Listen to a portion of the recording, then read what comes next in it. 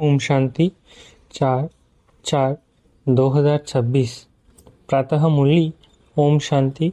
बाप दादा मधुबन। बाबा आज कह रहे हैं, मीठे बच्चे, अल्फ और बे को याद करो तो रमणीक बन जाएंगे। बाप भी रमणीक है तो उनके बच्चे भी रमणीक होने चाहिए। मीठे बच्चे, अल्फ और बे को याद करो तो रमणीक बन जाएंगे। बाप भी रमणीक है तो उनके बच्चे भी रमणीक होने चाहिए। प्रश्न, देवताओं के चित्रों की कशिश सभी को क्यों होती है? उनमें कौन सा विशेष गुण है? उत्तर, देवताएं बहुत रमणीक और पवित्र है। रमणीकता के कारण उनके चित्रों की भी कशिश होती है।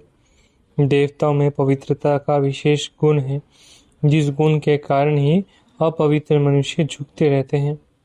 रमणीक वही बनते हैं जिनमें सर्वदैवी गुण है, जो सदा खुश रहते हैं।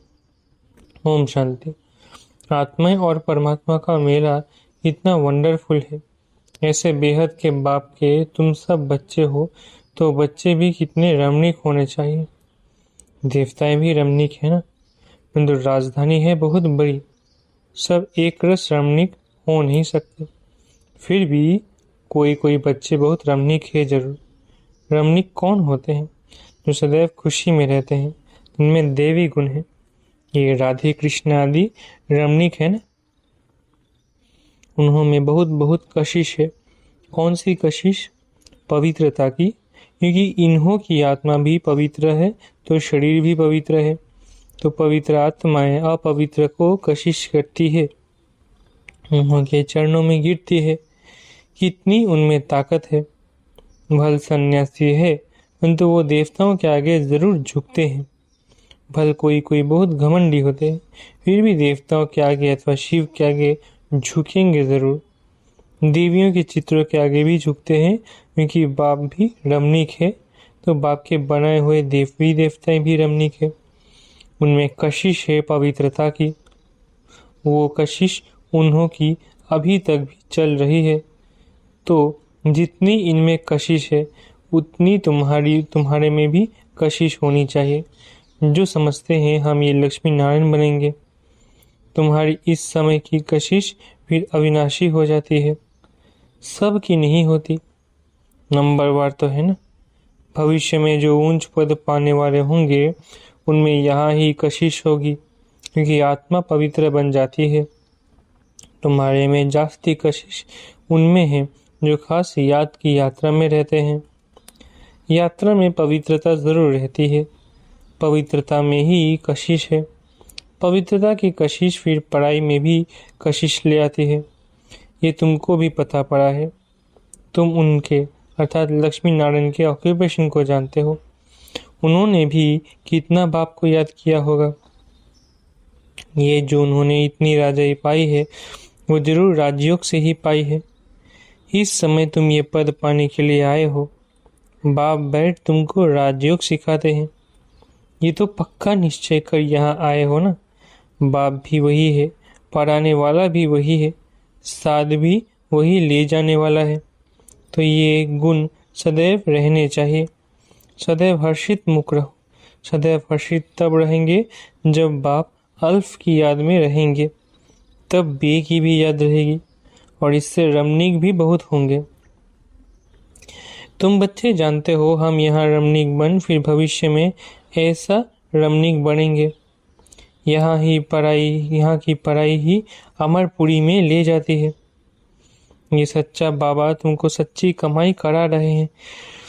ये सच्ची कमाई ही साथ चलती है 21 जन्म के लिए।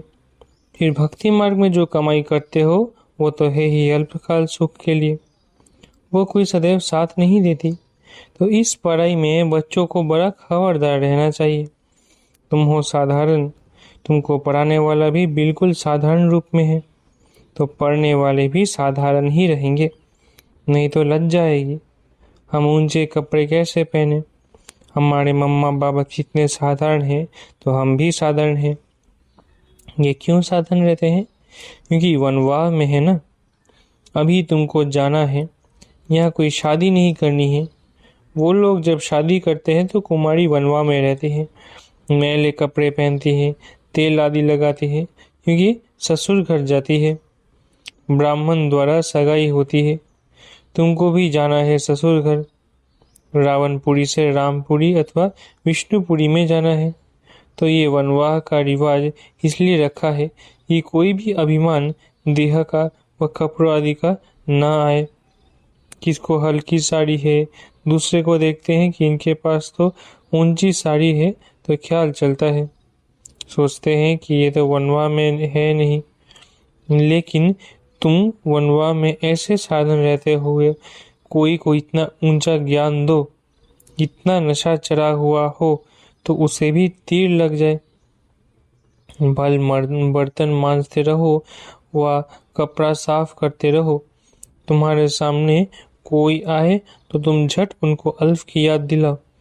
तुमको वो नशा चढ़ा हुआ हो और सादे कपड़ों में बैठ इसको नॉलेज देंगे, तो वो भी वंडर खाएंगे। इनमें कितना ऊंच ज्ञान है। ये ज्ञान तो गीता का है और भगवान का दिया हुआ है। राजयोग तो गीता का ज्ञान ही है। तो ऐसा नशा चढ़ता है जैसे बाबा इतना मिसाल बताते हैं। समझो हम बच्चों के साथ कोई खेल कर रहा हूँ। कोई जिज्ञासु सामने आ जाता है तो झट उनको बाप का परिचय देता हूँ। योग की ताकत, योग बल होने के कारण वो भी वहाँ खड़ा हो जाएगा, तो वंडर खाएगा कि ये इतना साधारण, इनमें इतनी ताकत। फिर वो कुछ भी बोल नहीं सकेगा, मुख से कोई बात निकलेगी नहीं। जैसे तुम वाणी से परे हो, वैसे वो भी वाणी से परे हो जाएंगे। ये नशा अंदर में होना चाहिए। कोई भी भाई अथवा बहन आए तो उनको एकदम खड़ा करके विश्व की मालिक बनाने की मत दे सकते हैं। अंदर में इतना नशा होना चाहिए, अपनी लगन में खड़ा हो जाना चाहिए। बाबा सदैव कहते हैं, तुम्हारे पास ज्ञान तो है परंतु योग का जौहर नहीं है। प्यूरिटी और याद में रहने से ही जौहर आता है। याद की यात्रा से तुम पवित्र बनते हो, ताकत मिलती है। ज्ञान तो है धन की बात। यह स्कूल में पढ़कर एमए बीए आदि करते हैं तो इतना फिर पैसा मिलता है। यहाँ की दूसरी बात है, भारत का प्राचीन योग तो मशहूर है। ये है याद। बाप सर्वशक्तिमान है तो बच्चों को बाप से शक्ति मिलती है। बच्चों को अंदर में रहना चाहिए। हम आत्माएं बाबा की संतान हैं, परंतु बाबा जितने हम पवित्र नहीं हैं।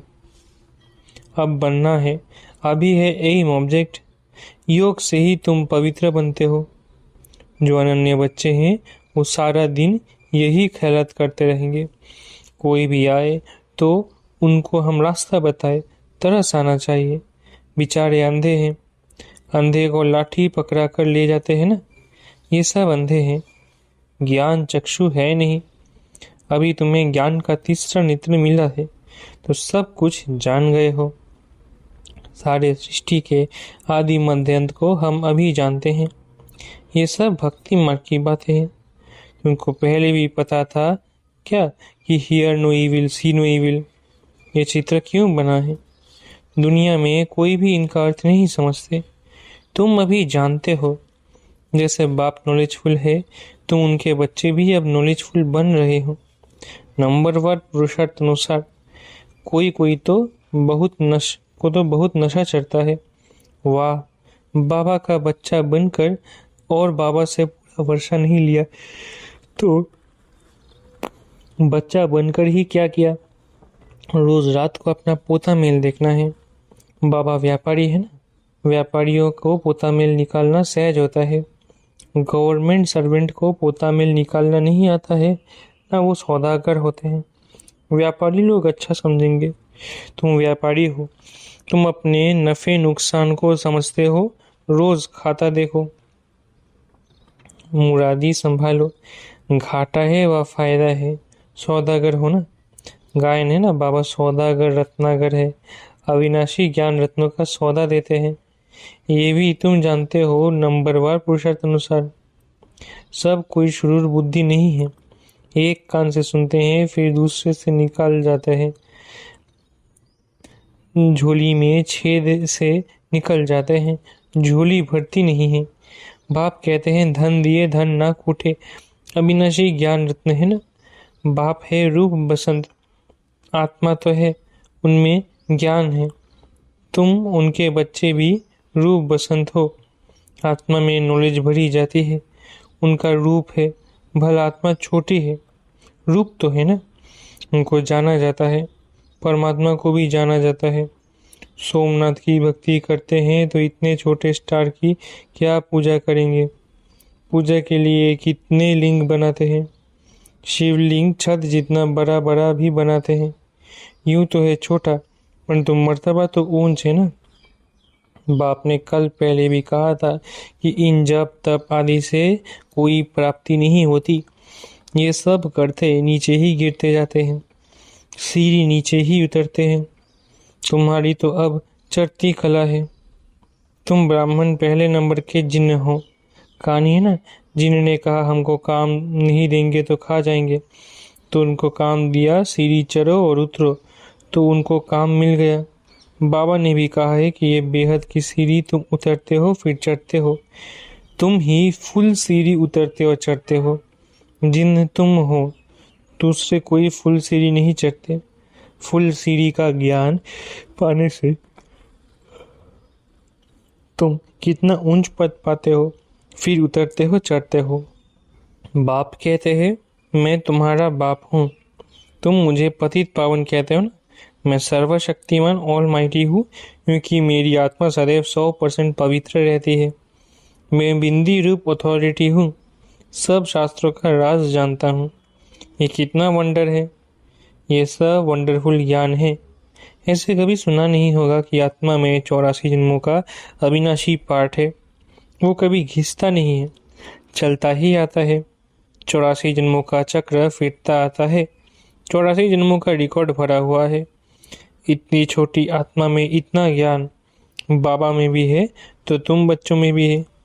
कितना पार्ट बजाते हैं, ये पार्ट कभी मिटने का नहीं है।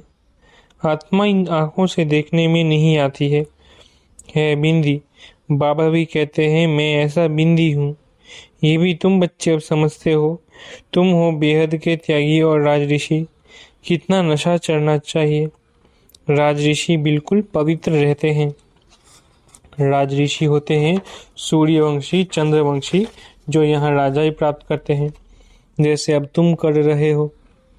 ये तो बच्चे समझते हैं कि हम जा रहे हैं, कि वैया के स्टीमर में बैठे हैं, और ये भी जानते हैं ये पुरुषोत्तम संगम युग है। जाना भी जरूर है पुरानी दुनिया से नई दुनिया में भाया शांति धाम। ये सदैव बच्चों की बुद्धि में रहना चाहिए। जब हम सत्युग में थे तो कोई खंड नहीं था, हमारा ही राज्य था। अब फिर से योग बल से अपना राज्य ले रहे हैं, क्योंकि समझाया है योग बल से ही विश्व की राजाई पा सकते हैं, बाहुबल से कोई नहीं पा सकते। ये बेहद का ड्रामा है, खेल बना हुआ है। इस खेल की समझानी बाप ही देते हैं। शुरू से लेकर सारी दुनिया की हिस्ट्री ज्योग्राफी सुनाते हैं। तुम सूक्ष्म वतन मूल वतन के राज को भी अच्छी रीति जानते हो। स्थूल वतन में इनका राज्य था, अर्थात हमारा राज्य था। तुम कैसे सीढ़ी उतरते हो वो भी याद आ गया। सीढ़ी चढ़ना और उतरना ये खेल बच्चों की बुद्धि में बैठ गया है। अब बुद्धि में है कि कैसे ये वर्ल्ड की हिस्ट्री ज्योग्राफी रिपीट होती है। इसमें हमारा हीरो हीरोइन का पार्ट है। हम ही हार खाते हैं और फिर जीत पाते हैं, इसलिए नाम रखा है हीरो हीरोइन। अच्छा, मीठे मीठे सिगिलत है बच्चों प्रति माता पिता बाप दादा का याद प्यारा गुड मॉर्निंग। रूहानी बाप की रूहानी बच्चों को नमस्ते। हम रूहानी बच्चों की रूहानी माता पिता बाप दादा को याद प्यार गुड मॉर्निंग और नमस्ते। धारणा के लिए मुख्य सार। पहला, अभी हम वनवाह में हैं, इसलिए बहुत बहुत साधारण रहना है। कोई भी अभिमान देह का व कपड़ों का आदि का नहीं रखना है। कोई भी कर्म करते बाप की याद का नशा चढ़ा रहे। दूसरा, हम बेहद के त्यागी और राज ऋषि है, इसी नशे में रह पवित्र बनना है। ज्ञान धन से भरपूर बन दान करना है। सच्चा सच्चा सौदागर बन अपना पोता मेल रखना है। वरदान, स्वयं को सेवाधारी समझकर झुकने और सर्व को झुकाने वाले निमित्त और नम्रचित भव। स्वयं को सेवाधारी समझकर झुकने और सर्व को झुकाने वाले निमित्त और नम्रचित भव। निमित्त उसे कहा जाता है जो अपने हर संकल्प व हर कर्म को बाप के आगे अर्पण कर देता है। निमित्त बनना अर्थात अर्पण होना, और नम्रचित वो है जो झुकता है। जितना संस्कारों में संकल्पों में झुकेंगे उतना विश्व आपके आगे झुकेगा। झुकना अर्थात झुकाना, ये संकल्प भी ना हो कि दूसरे भी हमारे आगे कुछ तो झुके। जो सच्चे सेवाधारी होते हैं वो सदैव झुकते हैं, कभी अपना रोब नहीं दिखाते। स्लोगन, अब समस्या स्वरूप नहीं समाधान स्वरूप बनो। स्लोगन, अब समस्या स्वरूप नहीं समाधान स्वरूप बनो। अव्यक्त इशारे, महान बनने के लिए मधुरता और नम्रता का गुण धारण करो। आप महान आत्माओं का हर मनसा संकल्प हर आत्मा के प्रति मधुर हो, महान हो। जैसे बाप का स्वभाव सदा हर आत्मा के प्रति कल्याण व रहम की भावना का है, हर एक को ऊंचा उठाने का, मधुरता और निर्माणता का है, ऐसे अपना स्वभाव बनाओ।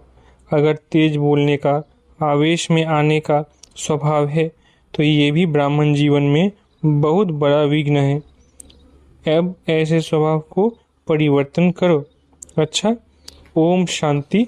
शुक्रिया बाबा।